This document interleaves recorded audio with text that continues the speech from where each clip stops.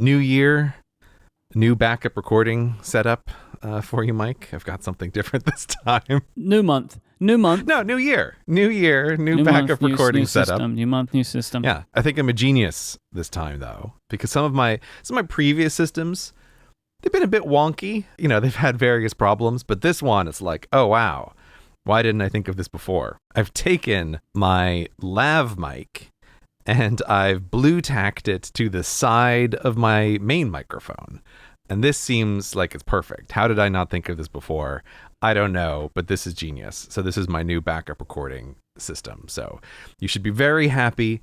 I'm speaking directly into two microphones. There's not a microphone on the other side of the room acting as a recorder. There's not a microphone on a travel stand on my desk to knock onto my keyboard to cancel the recording that I'm currently doing. So little lav mic, little blue tack, good to go. I actually kind of like this. Yeah, I think it's if perfect. You're going to do it, you might as well do it this way. Yeah, I think this is the perfect one. Speaking of this, actually, these various ways in which you've destroyed my hopes of a good episode recording over the last year. That's unfair. There is a Cortex animated that I recommend everybody go watch that I don't think you've seen yet, which you need to watch so we can put it up. Oh, okay. Where a very wonderful animator, H.M. Boutet, did something really special when it comes to levels conversations. I don't want to spoil it, but it's so good. It's just so good, and it's well worth watching.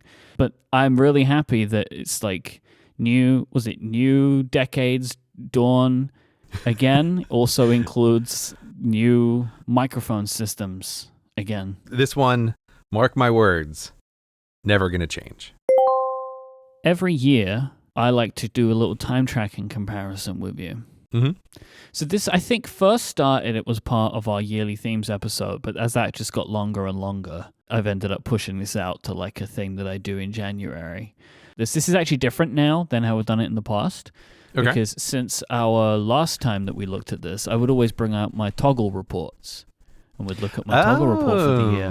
But now, wonderful app Timery, favorite app, has actually added reporting of its own. So the reports that are generated in the screenshot, which is in the show notes, of my year-over-year time tracking totals were actually generated in Timery this time, which I think looks much cleaner. It's very nice. I'm not surprised about a lot of this from like a top-line perspective, kind of looking at year-over-year. In 2020, I logged 1,507 hours of work. In 2021, I logged 1,544 hours of work. That's actually crazy how close that is. Yeah. That's interesting. I think it's especially intriguing to me because in 2020, I didn't have any time off. And in 2021, I took like a 2-week vacation. Yeah. So there's like, I don't know, however many, maybe there's like another 50 hours or something that would have been logged otherwise. I would just, again, make this clear because I think people get confused about this. And I understand why. I only log when I'm actively working on something. So all of that like unintentional time that you might have in your workday, I don't log that. So like if I'm not actively involved in a task, I don't log it. So like on average, my working hours are like, I log maybe like 5.5 hours of productive time a day. Right. Where my work day usually starts between 9 and 10 and ends between 6 and 8. But there's just time in my day where I'm not working because I'm a human being, you know? Right. You know, so I kind of really, it might be a better way for me to say, this is my productive time, not my working time. Yeah, that's a good way to put it. I track my productive time. Because for me, I can have these weird pockets in the day because maybe I have something going on between 9 and 10. And then my next thing starts at 5 o'clock. It's just like, that's just how my weird day can be sometimes. But I would say by and large, everything is held kind of in the way that I would expect. So like podcast recording time is relatively steady. Editing time has gone down by a decent chunk, but that was because I moved more editing away from myself. Show prep goes up. I always want that to go up. Like if there's one thing in these top 3 going up, I would like more preparation for my shows because the more prepared I am, the better the content is. Look at old Cortex brand rising up the ranks. Yeah, Cortex brand has shot up, what, like 100 hours? 100 hours roughly? year over year. Jeez.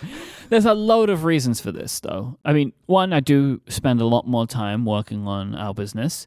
Another is we have like a monthly call, which is just focused on talking about Cortex brand stuff. So all of these hours are being logged in now.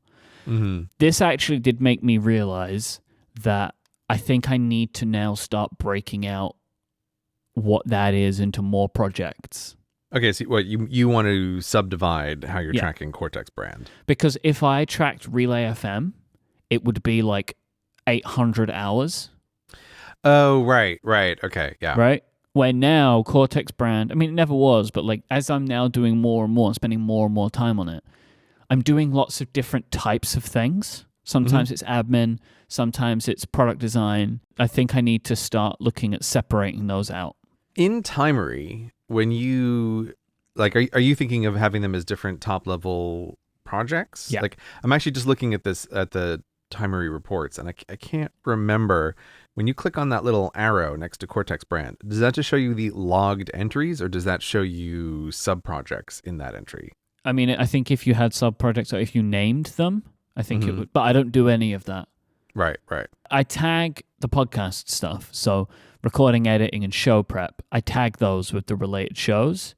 Mm-hmm. But outside of that, I'm just projects. That's everything I do.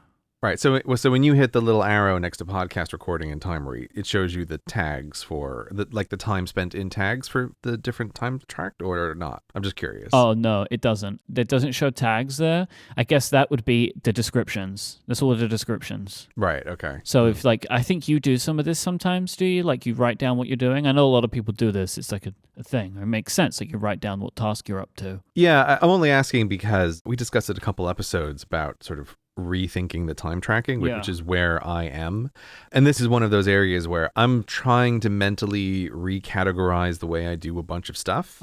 And this is always the problem that everyone has at the beginning of time tracking, right? We go like, how do I categorize a bunch of different things? And so I haven't settled on how to try to track sub stuff, but also have an overall picture of what's going on. So I was just curious if you had any thoughts, like mechanistically, what you're going to do with tracking subcategories of Cortex brand so that you can have it broken out. Yeah, it will probably be like Cortex brand admin, Cortex brand design. Like that's how I'll do it for now, I think. Right. Okay. Just as like a top level thing. Yeah. Okay. Because I feel like I'd be intrigued to see what that would look like. Because at the moment, that is just one huge bucket, and that bucket is becoming an increasingly large percentage of my time. Yeah, and especially since like we just started this year breaking out the separate Cortex brand calls, which has been a great thing to do. I think also like a theme on the show over time has been like, separate out different activities into different areas. Yeah. And it was very good when we realized, we should have 2 calls a month. One that's just the Cortex brand stuff and one that's just the podcast. Yep. You want to know in that business, how much time are you spending gabbing on the phone with Gray versus how much time are you spending in product design or admin or all the rest of it? So yeah, I think so. I think once something crosses 100 hours of work, you probably want to at least be aware of what the subcategories are. Yep. So that's one. And again, that's like part of year structure. It's like that structure, that structural stuff that I need to work on. Streaming doubled, but that makes sense to me because I started streaming like halfway through 2020 and I still stream keyboard related stuff once a week on a Friday. And so I've just been doing that more and more. So that's just remained as part of my time tracking stuff. The Relay FM general admin stuff, so this is calls and just general administrative stuff I do for Relay FM. It's funny, it's lower down the list, but more hours than the year before. Yeah, that's what I was just looking at. But one of the reasons for this is like, you'll notice in 2020, membership was more hours, 60 hours than the 29 hours in 2021.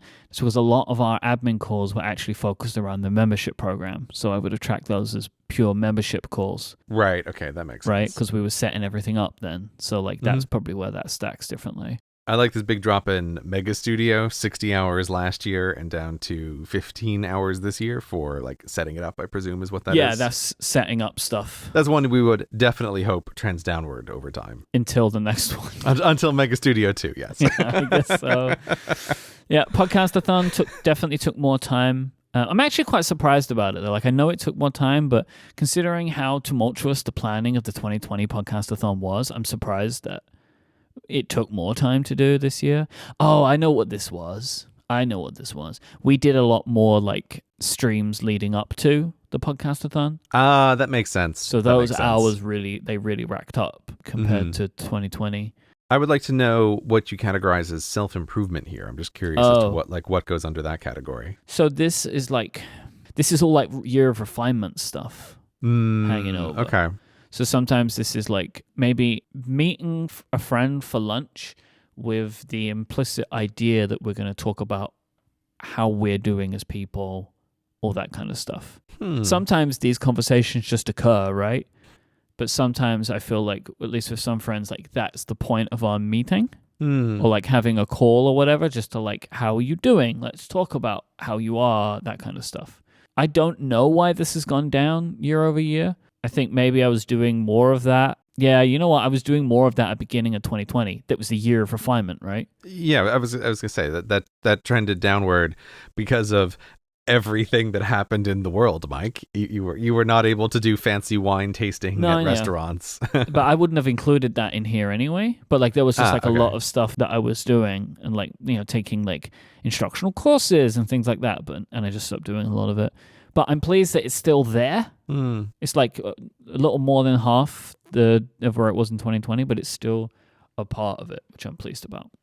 I think that's interesting as a category, just as something that like relates more directly to the theme. Just as like someone who is in the podcast business, sponsor aftercare just makes me smile as a category of like, yes, sponsor aftercare. Yeah, but look how much it's down.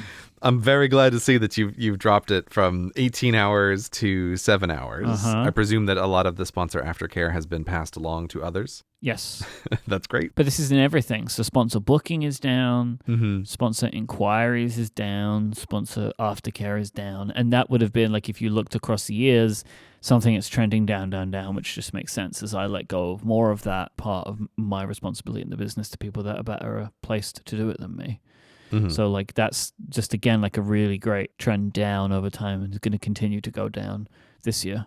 It won't go away, but it will continue to get a smaller and smaller and smaller portion of what I do. And then I presume that workflows means automation stuff. Is that the idea? Yeah, it's like tinkering away with that kind of stuff. And I've already been doing a little bit of that. And I actually want to talk about this a little later on in the show. But I've been thinking about like how this kind of stuff, automation stuff, could be a part of the year structure.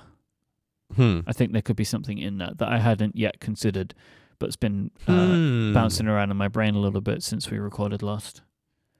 So for me, like if I look at this and say like, where do I want this to be next time? I want less hours overall. So straight up, like you want the total number of real work hours to be less in 2022. Yep. I would like an increase in Cortex brand stuff, podcast stuff to remain basically the same, but with the idea being some of that will naturally start to decrease. But that might not happen this year. It might be ready for 23. And everything admin related to go down more. That's kind of like if I was painting a picture of what I want my 2022 time tracking to look like, that's what it would look like.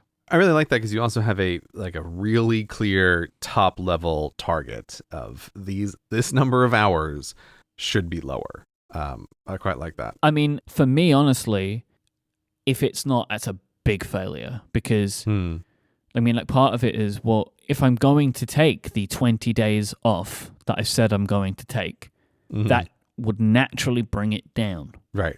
Unless you're squishing around working in extra work at like times you shouldn't, which defeats the whole purpose. Yeah. And then that would be like, aha, there you go. Right. Right? Like that's like you messed up somewhere, where and why. So right. And then you get yourself into the bad position where you're just running yourself ragged before the breaks, and then you extra need the breaks, but then they're less effective at what you're trying to have them do because you run yourself ragged. Yep. So yeah, interesting. Okay. This episode of Cortex is brought to you by Hello. Hollow make incredibly comfortable buckwheat pillows. Look, you may have never tried a buckwheat pillow. You may have never even heard of one. But they're really different to the regular fluffy pillows that you might be used to. Hollow pillow supports your head and your neck and doesn't collapse under the weight of your head like a traditional pillow would. It stays cool. It stays dry. Compared to feather and foam pillows, it also breathes better as well. So it's not going to get warm and humid. You don't have to do that thing anymore where you flip your pillow to the cool side because your hollow pillow is always cool. The buckwheat that goes inside, it can be adjusted too. So you can either take it out or put it in, make the pillow basically exactly the size that you want, just the way that you like it. The closest way I could try and describe what a buckwheat pillow feels like, it's kind of like a beanbag, but not a beanbag, but that's the closest thing I could use to try and give you an idea. They're really popular. They've been used around the world for years. You'll find them in fancy hotels and stuff like that. I have been sleeping on a hollow pillow for nearly 3 years, every single night. I absolutely love it, and I'm never going back. It gives me just the right amount of support that I want. It's super comfortable. It stays nice and cool. I love it. If I ever sleep somewhere else, I'm on a regular pillow. I hate it compared to what I'm going to get at home with my hollow pillow. Really amazing stuff. Hollow pillows are made in the USA with quality construction and materials. The certified organic cotton case is cut and sewn for durability, and the buckwheat is grown and milled in the US as well. You should be pretty curious to try one of these things out, and you can. You can sleep on a hollow pillow for 60 nights, and if it isn't right for you, just send it back for a refund. Go to hollowpillow.com/Cortex right now and get your very own buckwheat pillow. That's HULLOPILLOW.com/Cortex. If you buy more than one, they have a special discount of up to $20 off depending on the size that you opt for. Hollow have fast, free shipping of every order, and 1% of all profits are donated to the Nature Conservancy. So, give it a try. If you love it, keep it. If you don't, just send it back. Go to hollowpillow.com, that's HULLOPILLOW.com/Cortex right now. And thanks to Hello for the support of this show and Relay FM. While we're looking at some statistics, should we finally do the 2021 Flighty Stats prediction result? All right, so this came up in State of the Apps 2021? I don't know. Because we do it for the year, because this always messes me up, right? So we just did 2022, right, in 2021, right? You always want to go the next year. That's what you like to do. And I don't like that, but that's what you like to do. Oh, right. Yes, that is what I like to do. So 2 State of the Apps ago, we spoke about whether we predicted if our air miles, the amount of miles that we have flown in 2021 would be higher or lower than what we had done in 2020. Right. That's correct. Right. That was our prediction. Because it was like, well, we haven't gone anywhere in 2020. What do we think this is going to be like? How optimistic do we feel? And we both said that we predicted that we would both have traveled for more miles on a plane in the calendar year 2021 than we did in the calendar year 2020. I will say as well, Flighty actually has added a feature quite recently that I wanted when we were originally doing all this stuff, which is you can now mark a flight as like, you're not on this flight. Yes. Which is good. Because I know I've got some of my 2019 numbers, I think maybe even some of my 2020 numbers. There's a little bit in there, like a flight or two, which I don't think was me. I was tracking a flight that Adina was on. So I'm happy that they've added that now. So you can keep your stats clean, basically. Yes.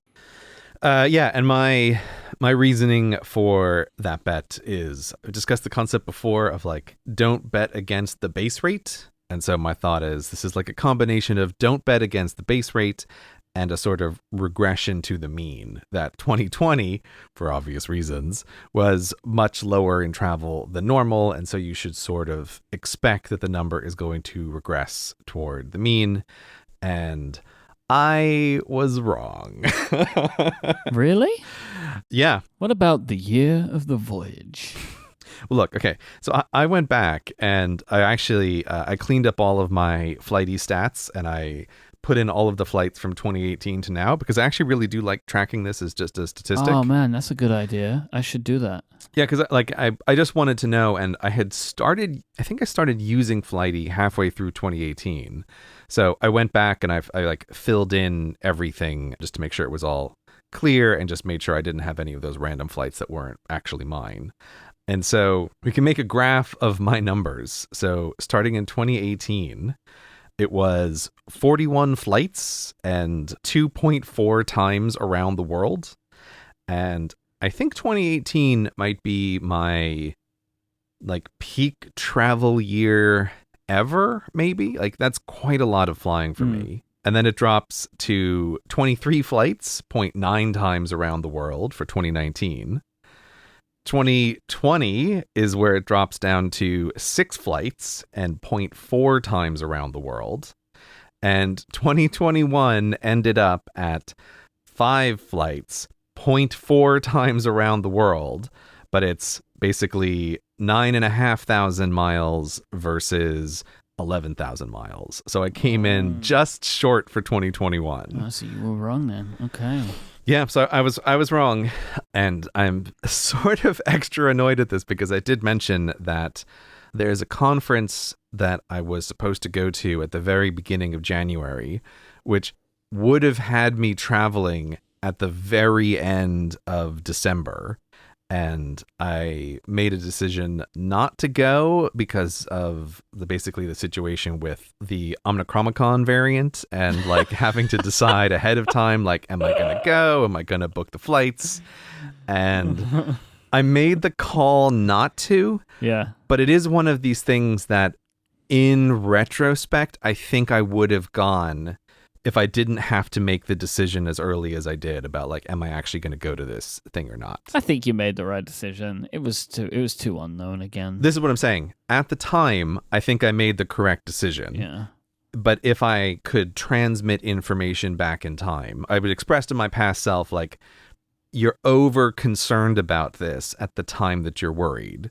If you really want to go to this conference, it is actually fine. Okay. Maybe don't visit your parents on the way in and out, but like it's probably fine to go. So anyway, I did lose it, but I feel like, boy, was this was a close loss, but it's still a loss. So it was less for me this year than last year, which I obviously did not expect and really has come in as a surprise and is obviously a side effect of basically the whole pandemic situation dragging on longer than I expected. So 2019, that's when I have my first dates too. I'm probably going to do what you did actually. I like that idea of maybe filling in some old stuff. Mm-hmm. Although I am maybe a bit too lazy to try and find all those flights from 2018. 2019, 25 flights, 1.9 times around the world at 47,679 miles.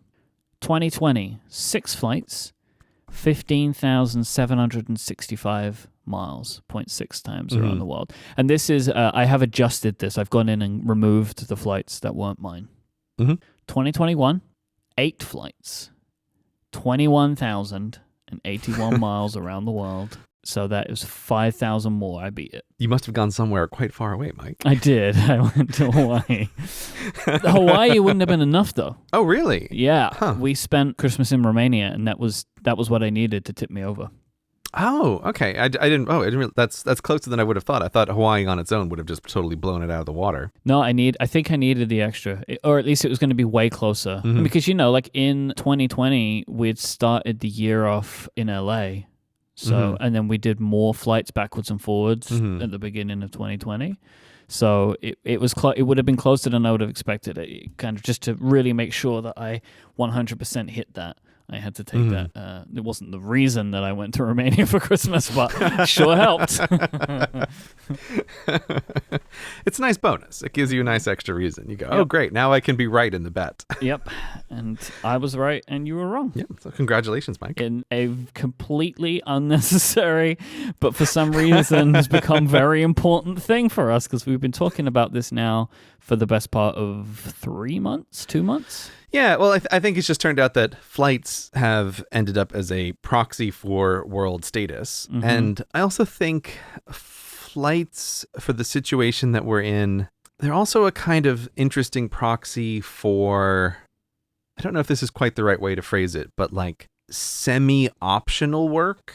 I do think there's travel which can be eliminated, but can be good to do as well. I think that's partly what this is. So the question for you, Myke, do you think you're going to do any work-related flights next year? This year? Yeah, this year. It's not still the Christmas season. I think it's the Christmas season. It kind of does still feel like It really does. It really does. Do I think I will do any work-related travel in 2022? Yes, I do. I do think that. Yeah. You do think that? Okay. I do think that. I mean, the very least, the podcastathon. Ah, okay. Right? All right. Terrible things would have to happen. And or like just huge things, insurmountable things would have to occur for us to not be in Memphis this time doing that. Right. I also expect that by the end of 2022, I would have done some other thing, some other event or something. Okay. So like some event, some conference, something like that. Yeah. Okay. Conferences, I doubt. Event, I expect more.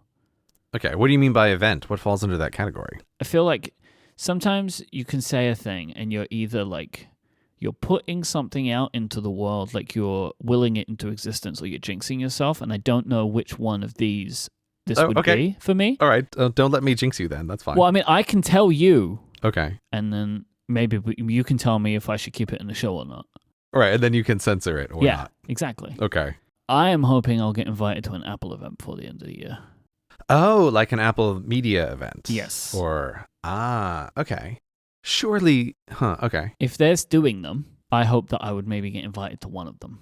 Wouldn't that be, don't they do those in London though? No, they've not done that for a long time. Oh, okay. I thought they had like local versions and all. They used to do cities. that. They used to do that. But now if you're invited, they just invite you out. Because the reason they used to do those things, to my knowledge, is it wasn't reliably streamed.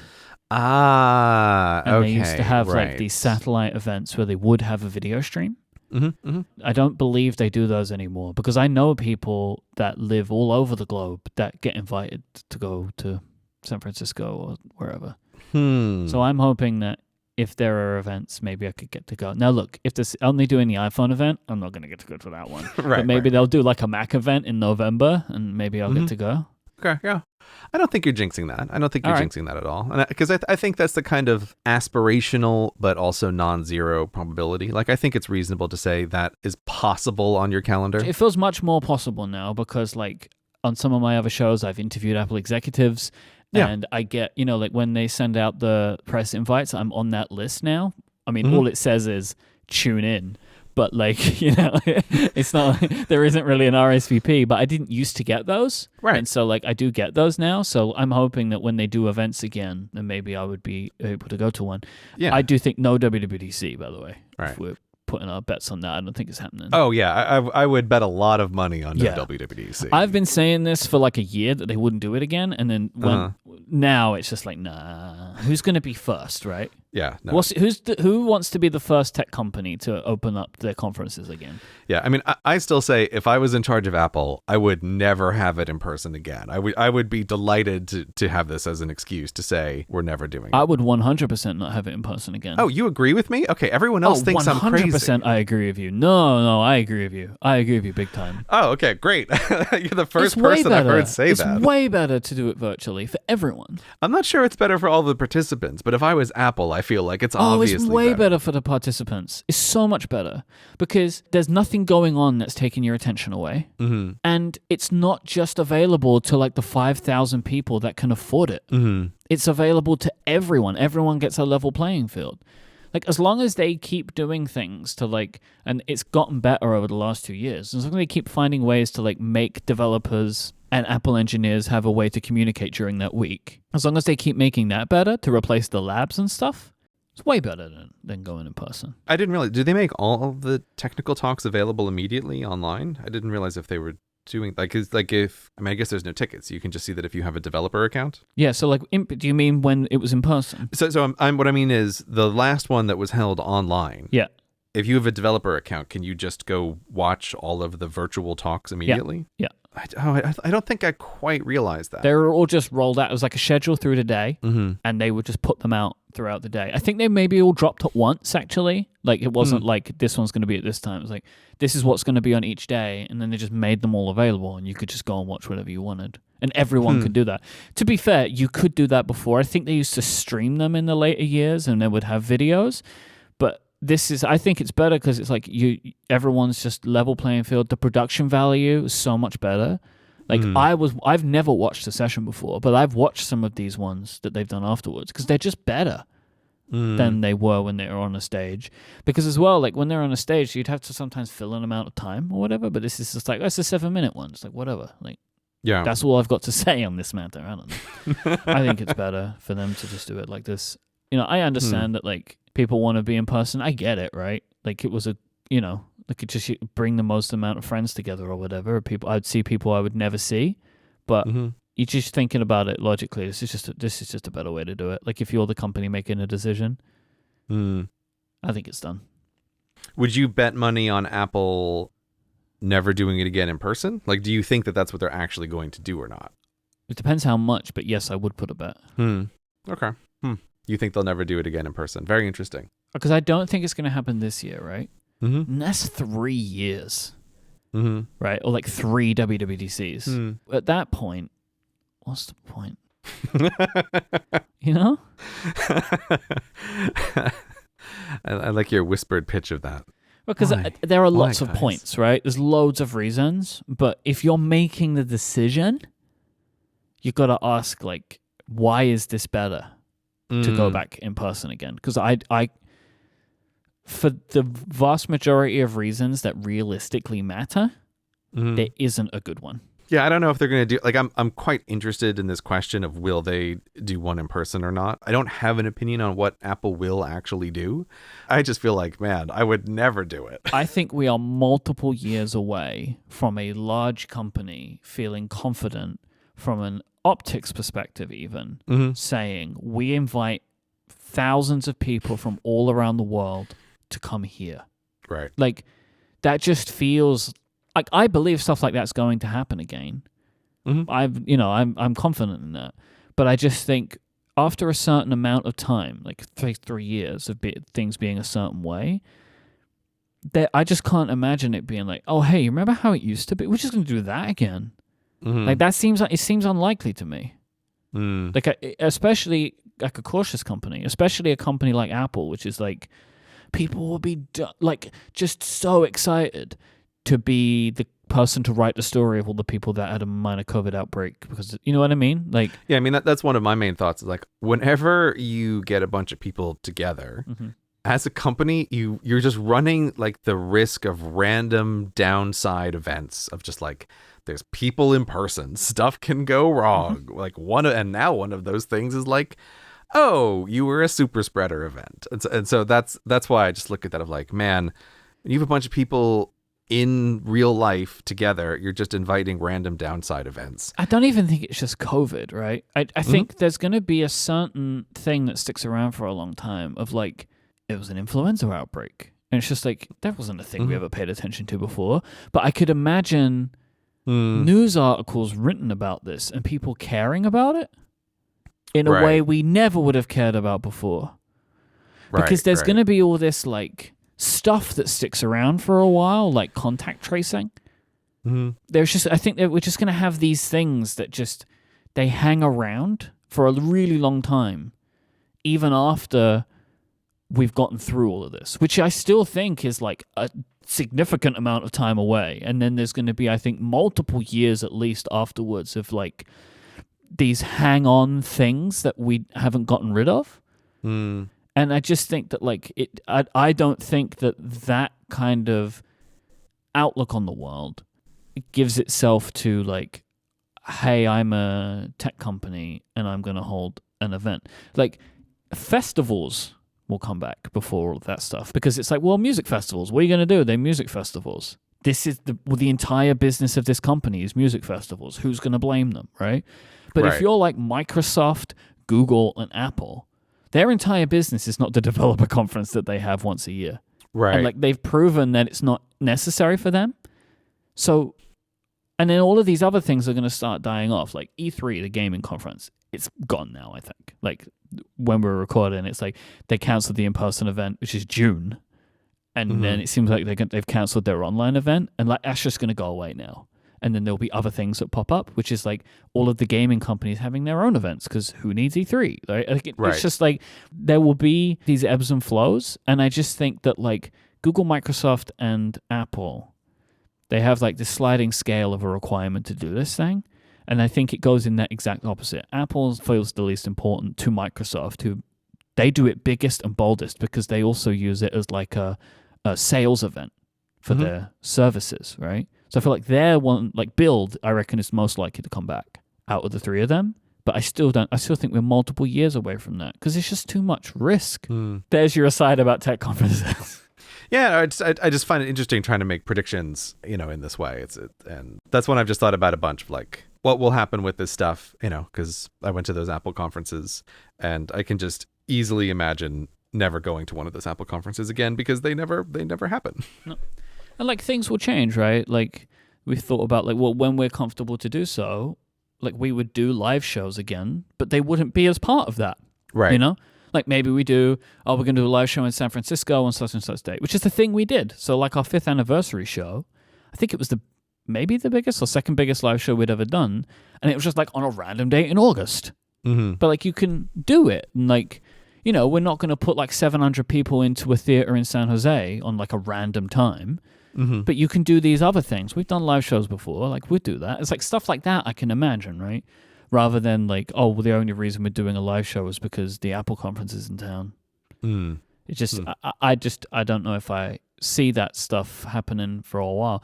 Like, if I'm proven wrong on this, like I would feel happy in a way because it means that the situation has improved faster than I imagined. Mm-hmm. But I feel pretty confident in my outlook on this. Okay, so what is your final prediction for overall flights for you for 2022? Up or down? Up. Up. Okay. Up. It needs to be up from 2021. But like not to like 2019 levels, right? Okay. But it will be up because there will be some like maybe a couple of European trips in there, or maybe one more American trip than 2021. Okay. What about you? It's going to be up, and I'm extremely confident that it's going to be up. Right. Because I too have a trip booked for Hawaii. Oh yeah. Yeah, okay. I wondered if you were going to mention that. Yeah. I love the difference in the way we have both mentioned this. Like going to Hawaii. Oh man, it's so great. I'm going to Hawaii. You're just like this shrinking as you're saying it. It's very physically uncomfortable state and there's jellyfish everywhere. Yes. So that is on my calendar for next year. And it also just totally makes sense, just as last year I was like, I am seeing my family, and that is going to happen. Part of that was also just arranging for my wife's family is in Hawaii, and it's like she has not seen them in forever, so we are also going to go see them. So it's only fair. Yeah, we weren't going to do both trips at the same time as well. Like that just didn't make sense for a variety of reasons. So we scheduled this out of like, okay, I'm going to do my trip, and then we're going to do a trip to Hawaii. So. And since I'll be stopping off and seeing my parents on the way as well, I feel like going to Hawaii and back on its own basically gets me. I think it would actually have me go past my previous year's flights, having a stop off in North Carolina. So 100%, that would for sure, right? Yeah, 100%. I'm going to beat next year's flights, even if that ends up being the only trip that I do, which.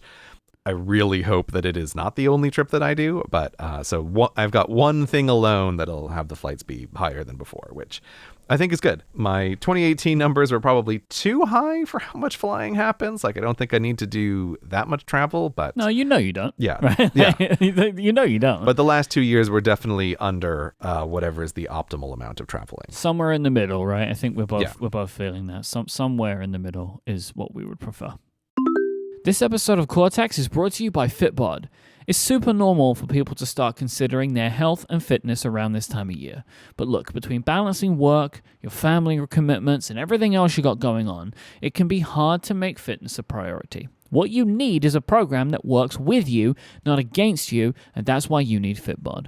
Fitbod's algorithm learns about you, your goals, and training ability, and will craft a personalized exercise plan that is unique to you. And their app makes it incredibly easy to learn exactly how to perform each exercise.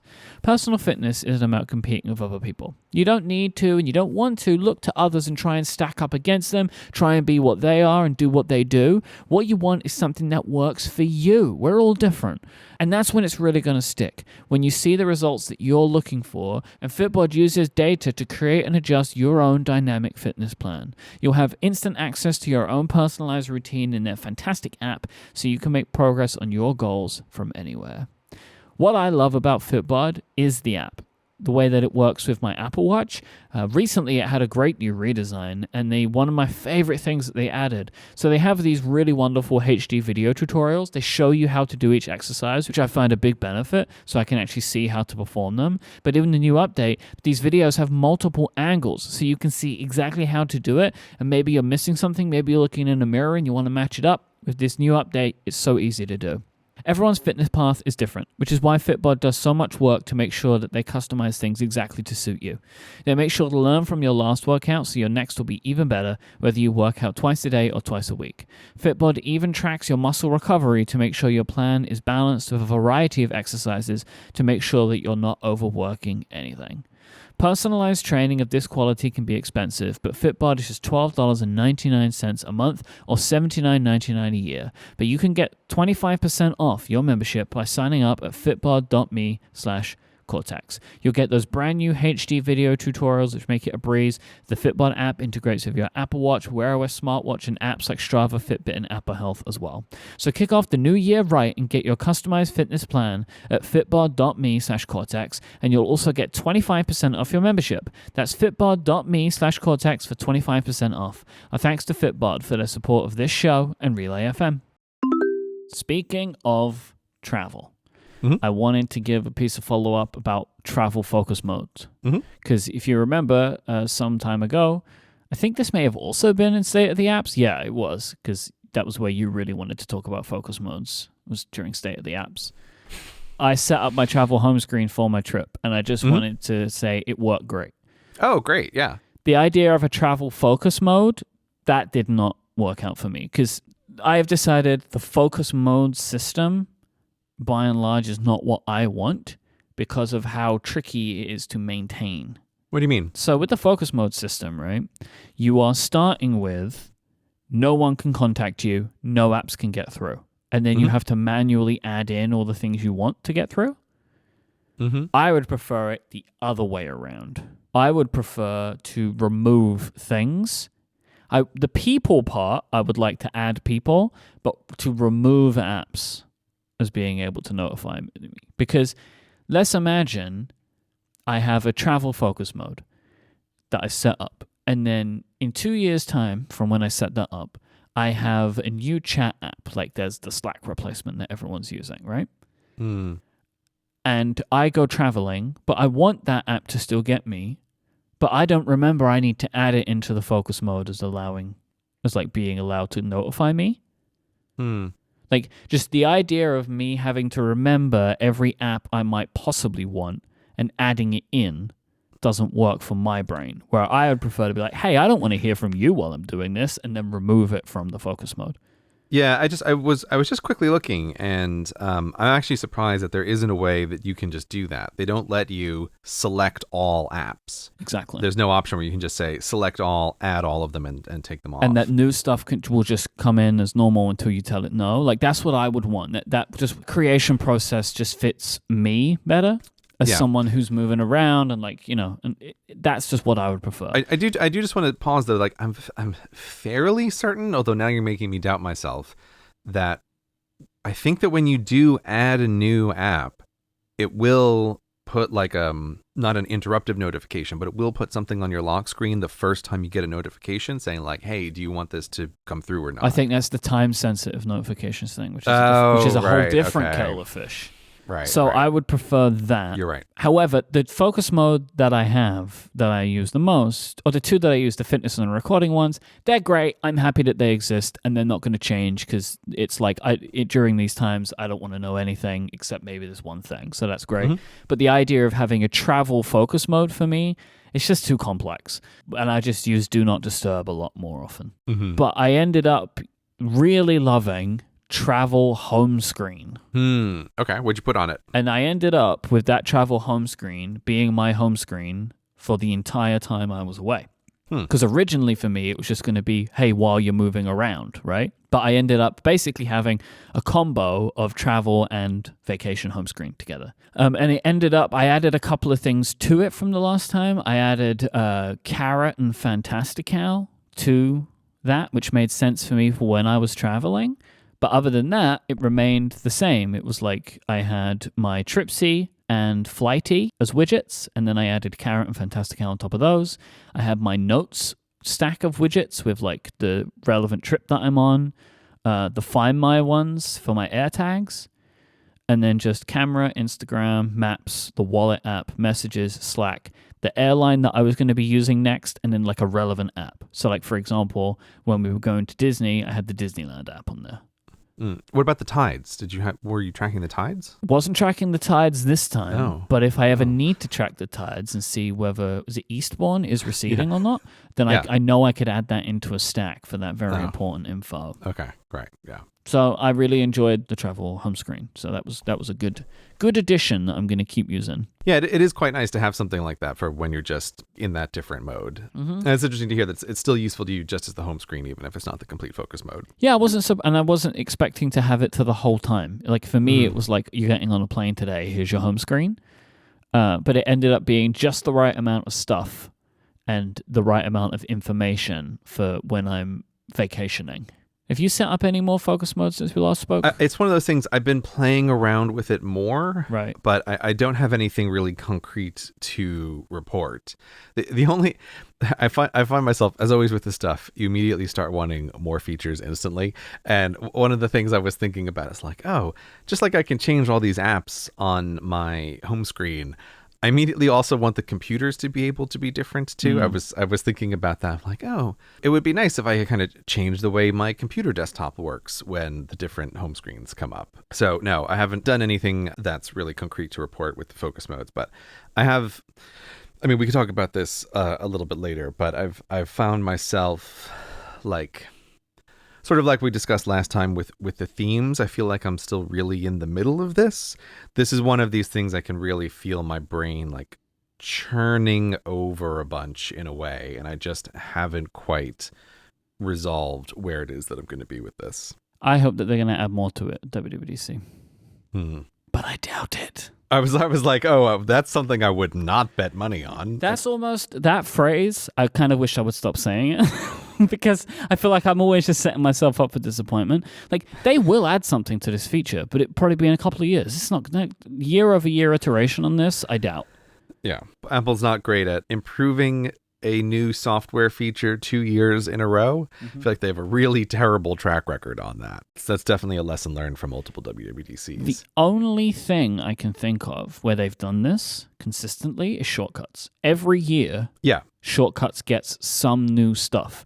Now, you may end up with some things still broken or not the way you want them for a long period of time, like folders. Like we wanted folders for a long time until they added them. But there is always new stuff being added to Shortcuts every single year, and that isn't the same for everything that they do. So how's your theme going, Myke? Pretty good, you know. I will say, like, compared to previous years, I really only started my theme like the very end of December. But I do, you know, in past years, I've been starting it in kind of like November, because that's when I've decided on it. Once I've decided on my theme, I have to set up my new journal and start immediately on it. Like, I feel like once I know what my theme is, I don't want to keep doing the old theme. Out with the old, in with the new. Yeah, that makes total sense. I get that. So my theme, the year structure, what I've been doing for the last 30 days or whatever is really paying attention to what my days feel like. And I'm currently like really focused on where my free time is and trying to work out what's causing it or what's taking it away. And what I've noticed so far in January is that my diary feels way better right now. Like my calendar feels way less restrictive than the tail end of 2021. And like I think that indicated that like I had a lot more going on then, which kind of makes sense to me. I've kind of established really that I have a few busy periods in the year, and the end of the year is one of them, like especially like November, December.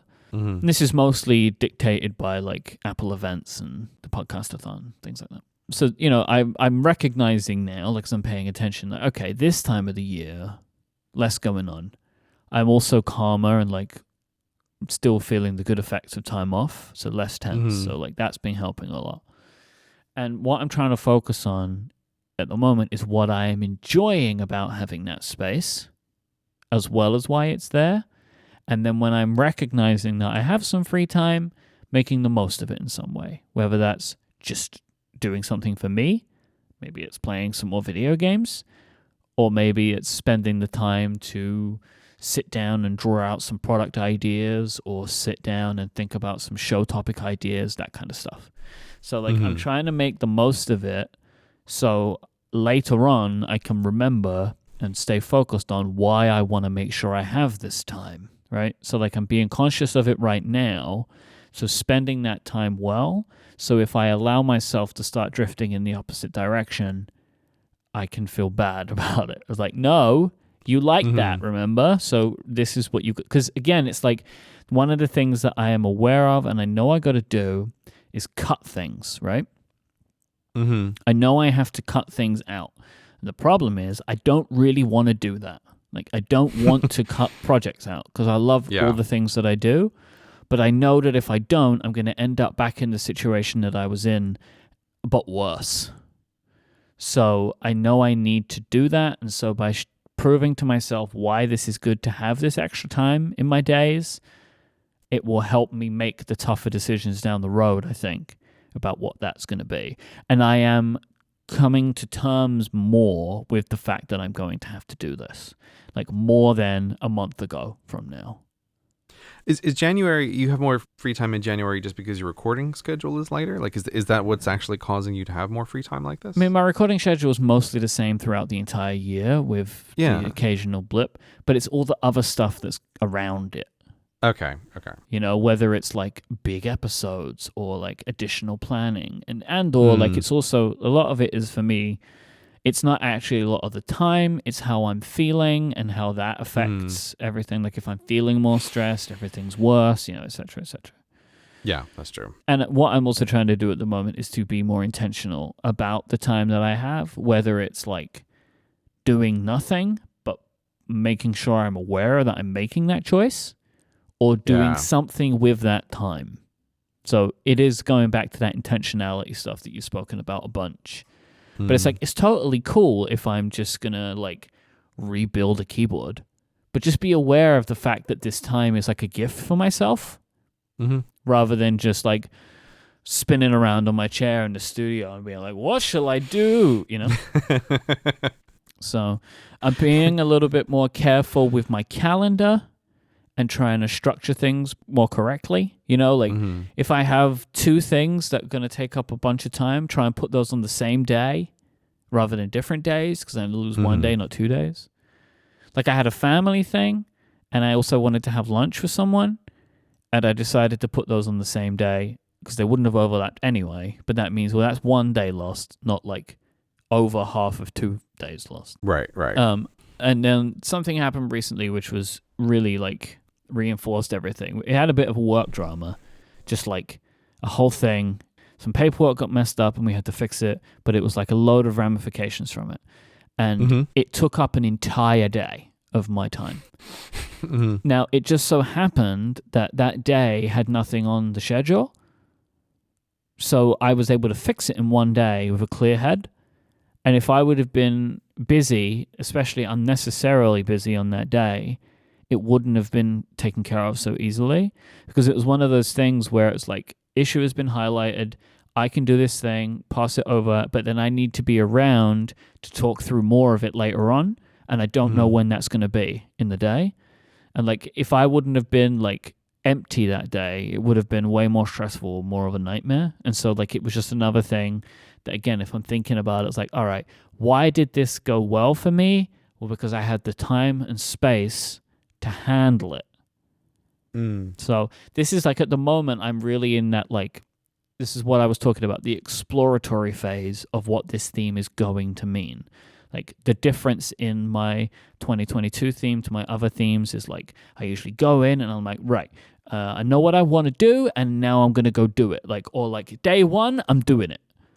But it isn't like that for me this time. It's like day one, I'm starting to work it out. What does this mean? What is this going to mean? And that's the bigger difference for me this time. But and I feel like I'm in that mode, and I'm coming to 2022 with the right frame of mind. And I'm pretty happy with how it's going so far. So there was one thing I mentioned earlier, like I was thinking about this, if there are maybe ways that I can, something I hadn't thought about before, but could be cool, like to use my technology and my computer to help add more structure and systems. Like I was thinking like maybe more automation stuff. Like I'm not sure, but like it's just like an idea I had in my head where it's like, oh, like is there a way that I can use my apps and computer more efficiently to help me build this structure? Like I have a calendar app, but can the calendar app help me more? Like, you know what I'm saying? Like I feel like computers can do really smart things. What can I do? How can I leverage all of the stuff that I use to help me reinforce and build that structure? Like this is just something which I had this thought today. I wrote it down in a document and I'm like, oh, I want to noodle on that one a little bit. Like what could that mean? I'm not sure. Right. So you don't have any specifics. No, with that not thought. all, not at all. But it was just something where I thought, hang on a minute, like maybe there's something in this, you know?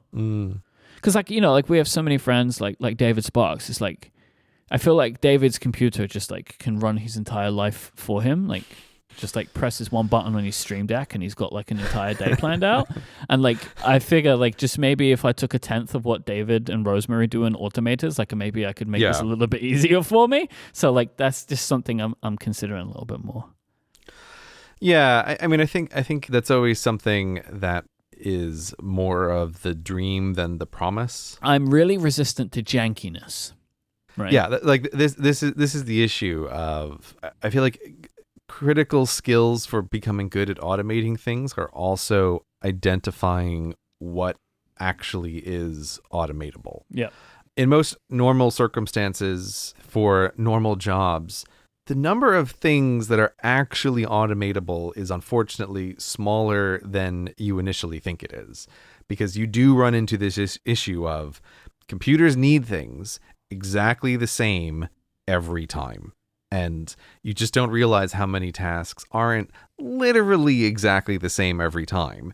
And if you have to start building in like a decision tree into your automation, you very quickly run into the like, this is not actually helping. Like now I'm just spending time building some weird janky system that's going to fall apart the moment that I go through with it. I'm not meaning to dissuade you there, but it is one of these things of like, yeah, I know what I'm willing to accept of this stuff. And like there are a lot of things that are like automatable. Like, you know, a lot of people use tools like Keyboard Maestro, which is a great Mac app. I think you use it for some stuff.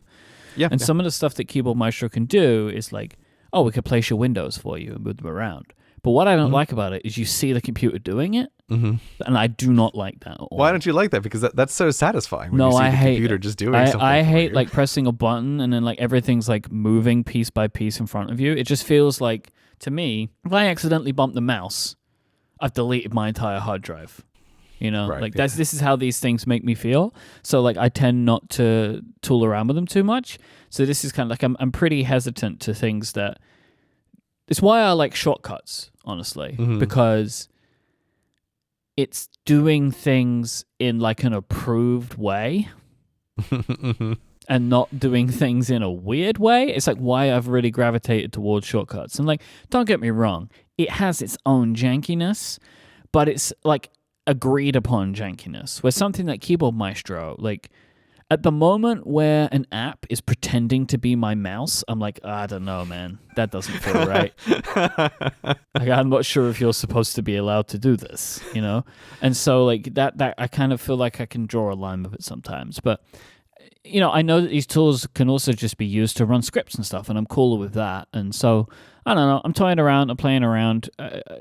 Everyone's using Stream Decks these days, and I broke out my old Stream Deck and I put some shortcuts on it and stuff, and I don't know. I'm gonna. It's something that I've just got in my mind, but I have no idea what that means yet. Right. So you don't like watching the computer do stuff for you. So presumably you don't suffer from progress bar disease, where you just can watch a progress bar complete, and it's like, wow, that was a satisfying experience.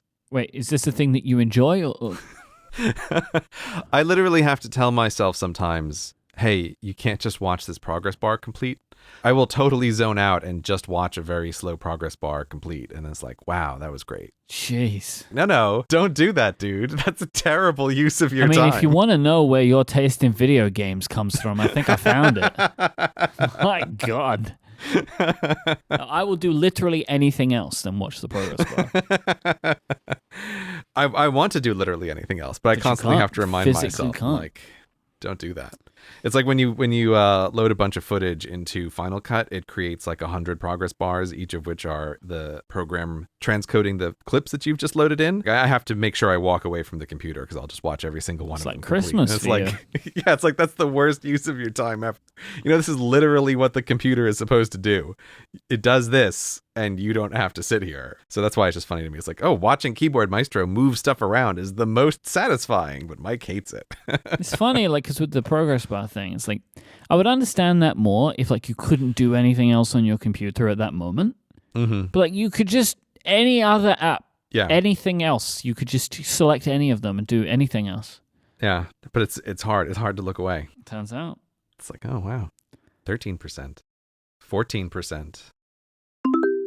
This episode is brought to you by LinkedIn Jobs. These days, it can be so hard to find and hire the right candidates for your small business. And that's why LinkedIn Jobs made it easier to find the people that you want to talk to faster and for free. Putting out an application into the world for somebody to join your team, it's daunting. It's something that can be really tricky. Where do you even start, right? Like, what do you do? Where do you go? Hiring the right person is incredibly difficult. Just trying to get over those first hurdles is tough enough. Then trying to whittle those applicants down. How do you know if this person's right for you? You're going to interview all of them? How are you going to know? This is what LinkedIn Jobs is all about. It's making all of these really difficult tasks so much easier for you to get by. And you also get your post in front of the right people. You create a free job post in minutes on LinkedIn Jobs to reach your own network and beyond to the world's largest professional network of over 770 million people. Focus on candidates with just the right skills and experience. That's what it gets. You've got this huge network of people you can put your job out to, but LinkedIn Jobs really helps find just the right ones from that large network. You use these screening questions to get your role in front of only the most qualified for it. Then you use the simple tools on LinkedIn Jobs to quickly filter and prioritize who you'd like to interview and hire. This is why small businesses rate LinkedIn Jobs #1 in delivering quality hires versus leading competitors. LinkedIn Jobs helps you find the candidates you want to talk to faster. Did you know every week nearly 40 million job seekers visit LinkedIn? Post your job for free at linkedin.com/Cortex. That's linkedin.com/Cortex, and you can post your job for free. Terms and conditions apply. Our thanks to LinkedIn Jobs for the support of this show and all of Relay FM. How's your year theme going so far? I'm worried about your theme, Gray. I'm not going to lie. I've been thinking about it. Oh, yeah? Why are you worried? It's interesting. Yeah, I'm worried it's too big. I totally get that. Because it's like I'm thinking about mine, right? And I'm like, we're 20 days into the year, and I've just spoke for 15 minutes about all the stuff. And then I'm like, how is your new decade dawn theme going?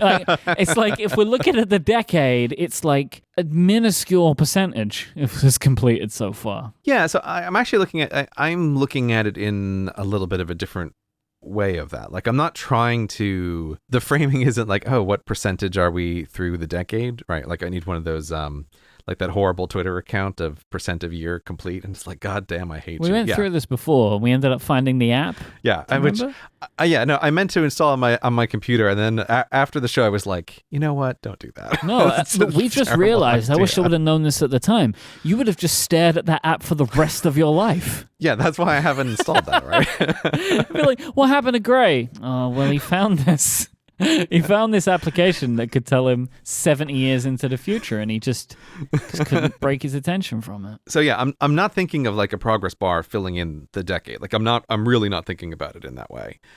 The reason I pause there is just, again, like last time, I feel like I'm in the middle of something, and I actually feel like we're in fairly similar places. Okay. And part of this is just, it's interesting. Like I still feel like I'm coming out of the like feeling quite tapped out phase that I discussed last time. Like I can feel that that's not quite over as I've tried to reboot some video projects, but it's been one of those times where it's very hard to point at something specific and actionable. But I really feel like my brain has been churning over quite intensely thoughts about my YouTube channel and the way that I make videos all month.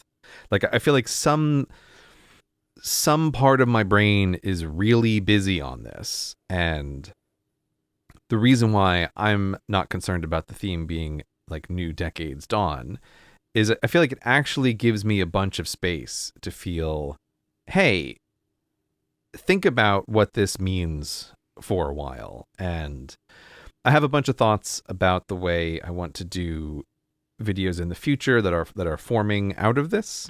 You know, and this is one of those cases where it's like I don't really want to get into the specifics of what I'm thinking, because I think that is a kind of like jinx yourself, or it's just I don't like talking about the way some of that stuff works. We'll get to it, right? Like if you do any of these things, we'll get to it later, right? Yeah. Like I can have thoughts about videos in the future which sort of express how I'm thinking about things. But yeah, so it's been like, it's just been this really weird, interesting time where I feel like, oh, my last actual video was the Someone Dead Ruined My Life video, and I've just been churning over like, okay, what does the next 10 years mean for me? And I'm actually quite fine with spending a bunch of time on this, and like it does feel that the long-term horizon for this theme, it feels like it's created space for me to take some time and think about this. And I mentioned it kind of offhandedly last time about YouTube being this funny career where, unlike the rest of the entertainment industry, there aren't season breaks as there are between TV shows, or the sort of downtime between projects that's normally built into things. Like YouTube is, hey, you can upload at any moment, so you should always be uploading. And just thinking about this concept of trying to have something like what the traditional entertainment industry has done forever, I think the timing has just worked out great that, hey, you know what's the worst year of the month to upload anything to YouTube by a huge margin? It's January. So I'm also kind of happy just continuing to mull over stuff and not feeling a huge amount of pressure right now, because if there's going to be any time that makes sense as a natural season break, it is January, because it is just terrible on YouTube during this time, and then it slowly gets better as the year goes on. So my rough plan is that I need to set up for myself a vacation to get back into like working on the next video, but I haven't quite settled on where and when that's going to be. So yeah, I don't know. It's just a funny place. I do not have lots of specifics to talk about, while I feel like I've been thinking about it quite a lot, and I'm actually totally happy with that. That's cool. That state. I'm pleased to hear it. I think, for me, the way I was concerned about your theme is, I've come to the conclusion that I very poorly named my 2021 theme, and made it this like albatross, honestly, like with its size. And as we went through in the last episode, and since I felt so much better about it after we spoke about it, because I realized I had actually done what I wanted to do, but when I kept thinking about reinvention, it was just too much, like I just couldn't. Reinvention was just a silly name, and I feel like really my mood towards my theme was down on the fact that I felt like I could never achieve this thing. And obviously, if you're only going to do this for a year or maybe 2 years to have this theme, as you sometimes would do, it's still not a decade. So that was just like the thing that I was just concerned about. But I get you are coming to it from the place that I ended up realizing I should have, where it's like, no, this isn't about in this 12-month period I will have been reinvented. It's giving myself the foundation to do that. Yeah. Moving on. Yeah, I mean, you know this now, which is great, but I just wanted to talk about that. Yeah, and I think it is funny that last time we just commented on how like, oh, foundation is such a great name for a theme, but I think we are both doing what are actually quite foundational themes this year. Mm-hmm. Like you're laying a bunch of foundations for next year, and I feel like I'm basically doing the same thing. I think we have weirdly landed in a very similar space, which is we have both been doing this stuff that we do for 10 years. Mm-hmm. I've only been professional for half of that time, but I've been doing it for that amount of time. And we're both thinking about, like, we've hit, like, for different reasons, almost a point where it's like, okay, I can do this thing, or I know how to do this thing, but I want to do it a bit differently, or I want to focus on something else as well. Mm-hmm. What does it take to do that and move forward from here? Mm-hmm. And so, like, I think that it's interesting to me that we're coming at this from very different places, but I think that there is an undercurrent which is pretty similar right now. Oh yeah, totally. I mean, probably helped by the fact that we started a company together. That might do it. Yeah, I do think that also contributes to it, because having a new company that's a project together also sharpens your focus about the other things that you're doing just simply by being a comparison. So yeah, I think that is partly why we might be in similar places. And yeah, for me, like I said, it's really interesting just trying to think a lot about, like I said last time, how YouTube has changed and what it is that I want to continue to do, like accepting the reality of those changes and not being a giant baby about like, oh, I don't like the things that are different. And yeah, I don't know. It's been interesting. I've taken time this month to talk to a bunch of people who are like colleagues in this space. And yeah, so it has been time very well used. Like I've had a bunch of interesting conversations and getting like different people's takes on like, what do you feel like the business is like now? And what are you doing? All of this is kind of informing a bunch of my thoughts about what will happen in the future. I noticed some people saying about that they were like worried that you were their only safe space on YouTube. What? Like I was seeing people talk about this of like, oh, what I loved about Gray is that he didn't pay attention to these things. Oh, it's interesting. I actually didn't see any comments like that. Yeah, so I think that's a totally fair question. And it's like there was a concern that like you were now going to go to like the quote unquote dark side of YouTube, right? And like focus on the algorithm, making sure you're clickbaiting, like, all the things that would worry you. Where like previously before, what I think fans of your content have known is like Gray's going to make what Gray wants to make, and as a fan of Gray and his opinion and his outlook, I am going to just like that, rather than they're feeling like Gray is going to make what the algorithm is encouraging him to do. Yeah, I totally get that as a concern. And I think this is like, what have I been thinking about? And so one of the areas where I think it makes sense to make concessions is like with the titles and with the thumbnails as well. Like that's one area where I think, okay, I don't love thinking about titles and thumbnails, but trying to do more of that. Also, bugging my team for every title suggestion under the sun and having my poor animator come up with like 10 different thumbnails to try. Can I just say on that, you asked me like probably the worst question anyone's ever asked me in my life recently. Oh, did I? What would I ask you? Which was that. So you put together a video about the theme system journal. Uh-huh. Which I think I want to talk about some of the process of that in more text today. We haven't got time to talk about it today. Okay. Go to getmoretext.com. If you want all of this and more text, that's where you go.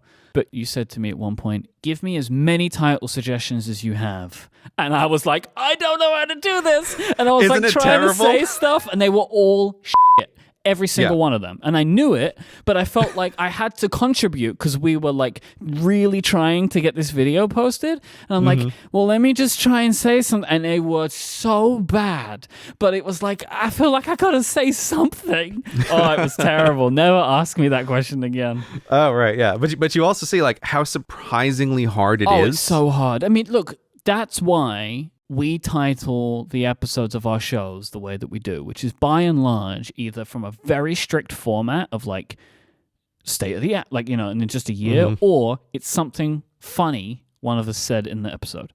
Because trying to descriptively name something, I can't do it. Like I can never come up with things that are interesting or like enlightening in any real way. And one of the big problems with trying to come up with titles is, and I think this is why you also experience like, oh my God, this is so hard, is you naturally have something that comes to your mind and it just pushes everything else out.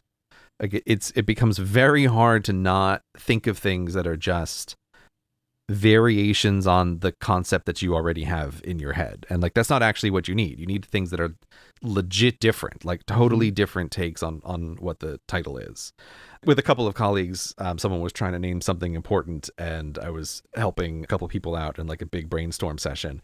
And it's like brutal, right? And this was a case of, oh, we're a group of professionals trying to title something.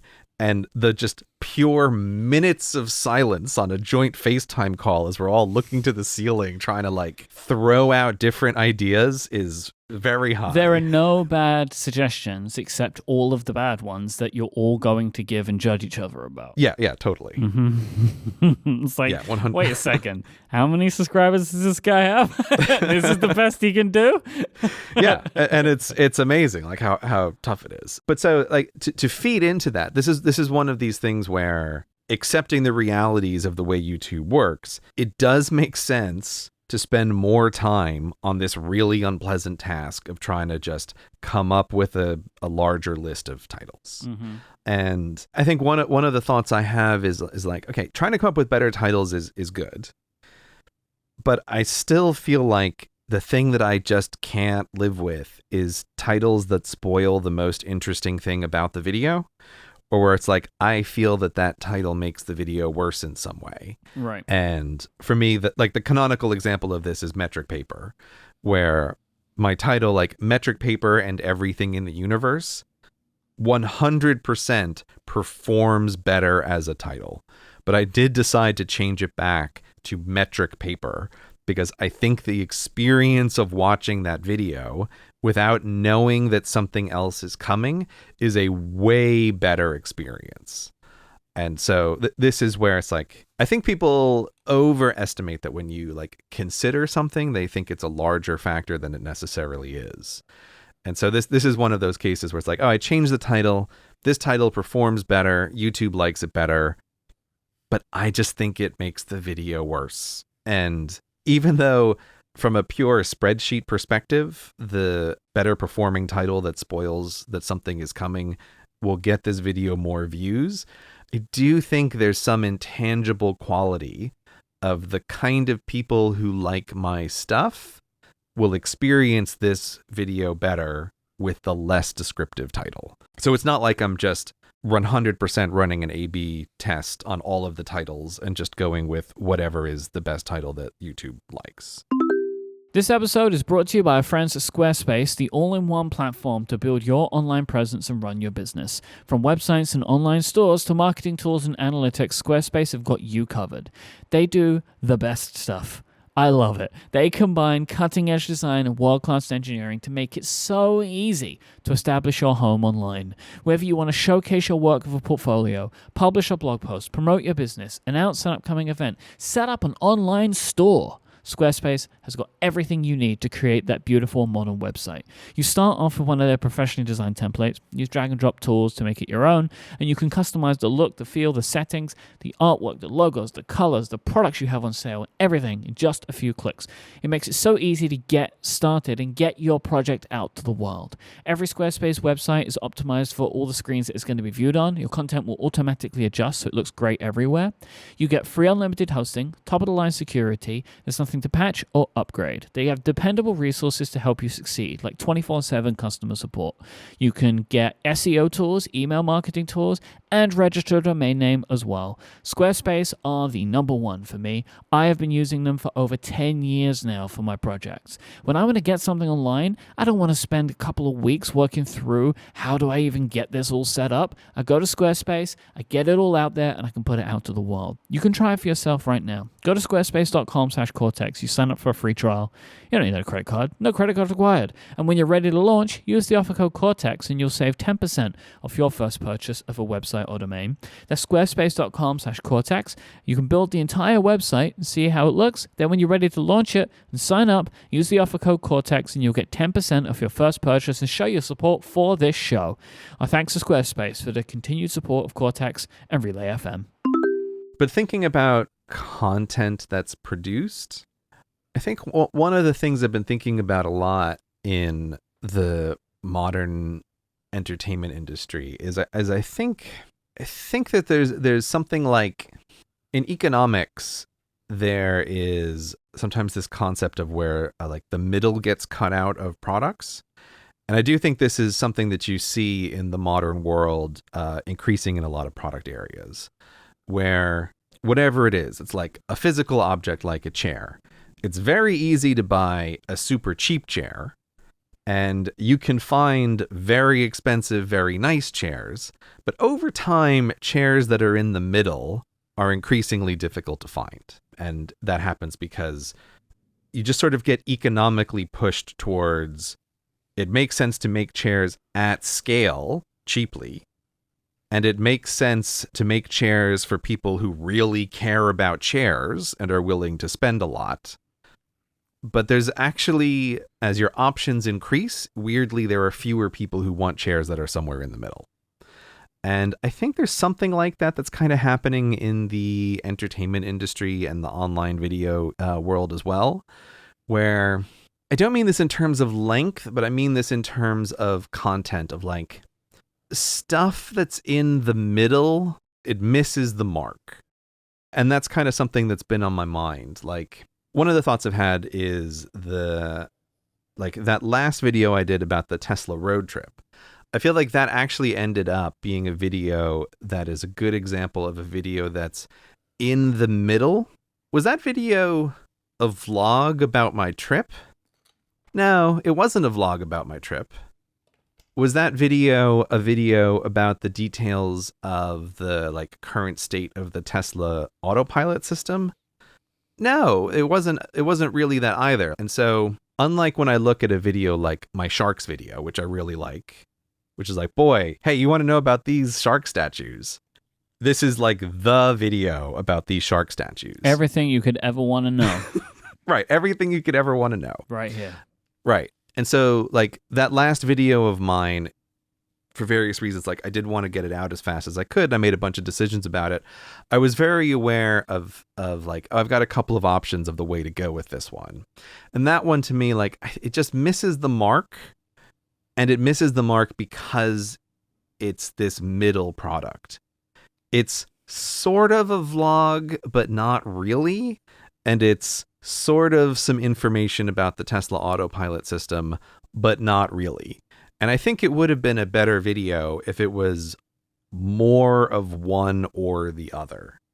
And I was aware of that when I was making it, but I did make a decision of like, I want to get this out relatively fast because this is kind of time sensitive because it is related to the current state of what the technology was. So this again is like one of those, I made the decision I made at the time with the information I did, and that was fine, even though now I think like I would do that differently if I was going to do that again. But one of the qualities that I just think about is young me wouldn't have loved that video. And that's like, oh, well, don't make videos like that, right? I've mentioned a number of times, like going forward, thinking about what am I going to do for the channel? Like, I want to try to do more of the gray goes outside kind of stuff. And I still have not for the life of me figured out what is going to work here with that. But this is one of those sorts of areas where I think just make sure you're actually making a video that younger you would have enjoyed. And this is like a key metric that has always served you well. And when I say things about like accepting the realities of the way YouTube works now, I totally understand why people worry about like, oh, you're going to do more clickbait. But that's not actually the way that my thinking is going. It's much more like, it's along these lines of like, there's missing middles, and YouTube rewards videos that are the most version of whatever they are. And oh, there's a way that I can make videos like that, which is what are the videos that are the most version of what younger me would have wanted to watch on YouTube. This is partly what I mean by the way my thoughts are like bubbling up around a thing. I don't know if I'm expressing this very well at all, but like this is what's on my mind. I want to see if I can try and tease that out a little bit. Mm-hmm. Can you, with that Tesla self-driving video, let's imagine we have infinite budget and time here. Can you give me an example of how that could have been more mosted? Oh yeah, totally. So the thing that I was considering that I kept going back and forth is the alternate version of that video is the version that I think I should have mosted and actually made, which is, and this was the original intention. When I did that trip, I actually had two things that I intended to film. So I wanted to film the Tesla autopilot stuff, but I also filmed another secret project, which may or may not ever see the light of day. Who knows? But it was another attempt of like Gray Goes Outside. And this almost always happens because I just absolutely love being able to have a thing count twice. Of like, this is just so in my personality of if I'm doing a trip, like I really want there to be two things. So that's partly why that happened. In the infinite time version of this, what would have happened is the other thing that I went to film, which is just like a location that I thought was interesting. It's not like something super exciting. I just thought, oh, this location has an interesting story behind it. Let me see if I can just film something about that. I would have made that video first. That would have gone out as like, I don't know, a 5 or 6 minute Gray Goes Outside video. And then the video that was like about the Tesla autopilot thing would have been more of a vlog about the whole trip, which now also has the context of, oh, hey, you know this other video that you watched? This is the trip when that video was filmed. And also while I was doing that, I was using the Tesla autopilot the entire time, which also brings in a much broader scope of I'm going like, because, oh my God, Myke, like you won't believe how much footage I have. But like I have a ton of footage of like driving around Cherokee, North Carolina and like going to different places. And like all of it is on autopilot. I'm in little towns, right? I'm on the major highways. It's night in the fog and it's terrifying. Like just have a ton of that stuff, which is in the context of trying this out. And I'm also filming something else while I'm here. That is the way to like most that other video. But this is a case where the reason I decided not to like, and this was totally my fault of the problem with the project is that every day that goes by, the system changes. And so it's actually quite interesting because in that Tesla autopilot video, I talk about the left side bias, like the system is clearly staying on the left. And apparently that was totally fixed in like the next version of the software, right? So like this is the kind of thing where being aware like, oh, there's a time sensitive element here changes the way I have to make a decision. So I was aware that like the vlog version of this that I want to do is probably something that's a lot closer to like a 20-minute video, maybe a 30-minute video of like, here's this big trip, here's all the details, here's the things that I saw, here's like a bunch of the stuff that happened. But it also have to have a video come out before then because otherwise it explains too much about like this other video. Like they have to come out in this different order. And this is one of those cases where I'm making a decision of how long is that realistically going to take me to do? It's gonna be several months. You know, like if my previous videos are anything to go by, it's going to take a while. There's a ton of footage. Going through all that footage is extremely time consuming. And so I kind of made the call of, I'm not going to do that because if I do that, who knows how outdated everything I'm talking about is going to be by the time that it's done. So this is where it's like, okay, I ended up making a video that was sort of in the middle of these things, and it's like it just doesn't hit. Like it doesn't hit for me. Like it's like I'm happy with the way it came out. I think stylistically it's the best version of that kind of video that I could make, but it's not the maximum on some quality. So that is the alternate universe in where a different video was made. So in like this era of mosting videos, would you just not make that Tesla video then? Yeah. So like I've been thinking a lot about that project, and this is funny. This has actually been an explicit instruction that I've given to the people I work with, which is, hey, next time I suggest any kind of project that has not just a deadline, but has an implied deadline, you need to tell me not to do that project and remind me of this moment. And I think this is one of these things where I firmly believe that deadlines are counter to quality. That like these things are always fighting each other. I would like to counterpoint you here. Yep, go ahead. Sharks. What was it again? That it was moving somewhere or doing something? And yeah, Sharks had a deadline because it was the date that the council said that the Sharks had to move. It was worse than that because the Sharks were potentially moving at any point before that deadline as well. So it was like the video needs to be out before the Sharks move. Because otherwise the video may have taken an infinite amount of time to be completed, because it's like if you didn't shut it off, right? Yeah. Where are they going to show up next? And then do you need to go film that? And then does that change? So like that would be my count. But there was a deadline on that one. And that was a great video. Yeah. This is what I'm not saying that like these things cannot coexist, right? I'm just saying like I think that they work against each other. And in my experience also, yes, I love Sharks.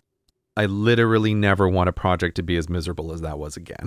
Like it was so unpleasant. Okay, so that didn't balance that one. Yeah, but I would say that that project was also like weird, right? Yes, there are a lot of reasons that project was weird. Which weird. Wasn't the time. Yeah, I guess we could put that under the category of there were a lot of things about that project that made it greatly uncertain on a number of vectors, which does not help. What I'm saying here is this is one of the reasons, I think I mentioned this last time, stop me if I didn't, but I'm not going to be trying to track the, like, get your average upload time between 31 days anymore. Okay. I've made a decision that, like, that was very good because for the last 2 years, I do think I needed something to help me reboot. Hey, you need to upload to the channel more frequently. And I think that was totally the correct thing to get my mind back on, like, this is the main thing. Focus your time on this. And now what I find myself mulling over is, okay, cool. Like you've fixed this. I think you need to get back to a different way of thinking about how you make the videos, and also what context do they exist relative to other videos that exist on the YouTube platform. So I don't know if that really answers your question or if I'm even explaining myself well. This is what I mean. Like I feel almost like trying to explain what some part of your brain that you don't even know entirely what it's up to is doing. That's the way I feel right now. Is like I have the feeling of the shape of what's on my mind, but it's very hard to articulate in a precise manner because the process isn't really done here. Yeah, I would just listening to what you're saying to kind of try and close some of these brackets down. I feel like I understand what you're saying a little bit more about the mosting from the Tesla video, right? That like it didn't have enough, and because it was, kind of like intended to be like, here's the minimum I can do right now. That's not enough. There needs to be more than that. And as you say, right, like part of that was because, well, you knew there was like a time period on it. Well, if there's a time limit on it, you should really only attack a project that has some kind of deadline if you're confident it is like a surefire success, right? Like, is what I assume you would feel, right? Because if you're saying like, I don't want deadlines unless I believe it's good for this project, that this is one that will have a deadline, but I really want to do it, right? Yeah, I would try to I think I would reframe that of if deadlines are going to exist, the project has to have much less uncertainty around it. Okay. And I think that particular with like, I've still only done, I think, technically 11 Gray Goes Outside videos, which is not very much. The question of what the hell are these videos even like is still too way uncertain for something that also had a deadline on it. That makes sense. That makes sense. The one thing that I wanted to press on from what you were saying, though, is like a concern that I have in hearing what you're saying, that you're going to, if you're removing the 30-day thing, which I understand why, but then you're also more likely to stop a video idea, I would just have a concern that you're going to really reduce the amount that you're making. Like, it feels like you are making the bar higher and removing this like internal clock. And I would be concerned that that means you're going to make like 2 videos in 2022. Yeah, I don't think it's going to be 2 videos in 2022. I'm obviously over-exaggerating, but you understand what I'm saying, right? Yeah, I totally get that. I'll just say I'm aware that there need to be counterpoints, and I don't quite want to go into the full details of what I'm thinking about around this, but I have some different thoughts that are around topic selection that are sort of acting as the counterpoint to this. That's cool. I mean, look, we can talk about that later, right? Like in the same way that we spoke about the 30-day thing after you'd done that, so we can get to that later on. But at least I'd take some kind of comfort in knowing that you'd see that too, that like following these ideas too strongly without anything else going on could result in like, I can't make videos anymore because I've set these like rules for myself that now mean that like no project can be deemed surefire enough. Yeah, it's not. Well, yeah, that's surefire isn't really what I feel like that's a bad word for this, but yeah, I'm aware that there needs to be a counterpoint. I'm thinking about some of that in terms of topic selection, but yes, I mean, I would expect that because I like this 2-year running average of upload frequency. I would expect that the 2-year running average of upload frequency, like that decreases. I would expect that. Like already, again, if we're counting like the last real video, even if we count it as the Tesla video, it's like, okay, we're still well outside it's been 30 days since the last video marker here. So, but this is kind of why I'm also working this in with the season break is fine. This is the time, if I'm going to spend some time thinking about like the big picture and the meta-ness of how I work, this is the time to take that time and sort of plan out how do I think I'm going to tackle topics going forward. It's very funny to me. I can totally understand why people hearing me would be worried that like Gray is going to follow the algorithm.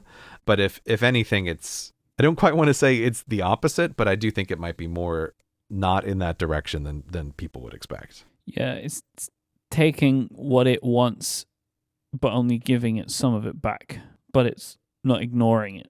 Yeah, it's not ignoring it. Because the algorithm would love it if you posted every week, at least at some level. I want to push back there because this is what I mean by some thoughts around like this missing middle. And I think if you're making videos that are in the middle, posting every week won't save you. Yeah, I didn't mean you specifically. Like it's more like if someone is able to produce more content quicker that their audience enjoys, the algorithm would love you to do that. Yeah. Obviously, this means that like if you were able to almost kill yourself but produce a video every 2 weeks of good quality, the YouTube algorithm, I'm sure, would reward you for that. Oh, yeah, it totally would. Yeah. I guess I feel like I think I cannot, over a long period of time, produce a video every 4 weeks that also hits the marker of younger me would really like this video. I think over a long period of time, those two ideas are fundamentally opposed. Yes. Are we sitting in silence now? Yeah, no, I was just thinking, like, do I have anything else to say on this topic right now? I think that could be the end of the episode, by the way. We only got halfway through our document, but we've been going for 1 hour and 47 minutes. Oh, so the episode ends right now, unless people listen to more texts. getmoretext.com. .com for more Cortex. Wait, how does it go? Get all of this and more text Get all of this and more text. at getmoretext.com. Getmoretext.com. Imagine having such a great slogan and forgetting it every single time. Happy New Year, everybody.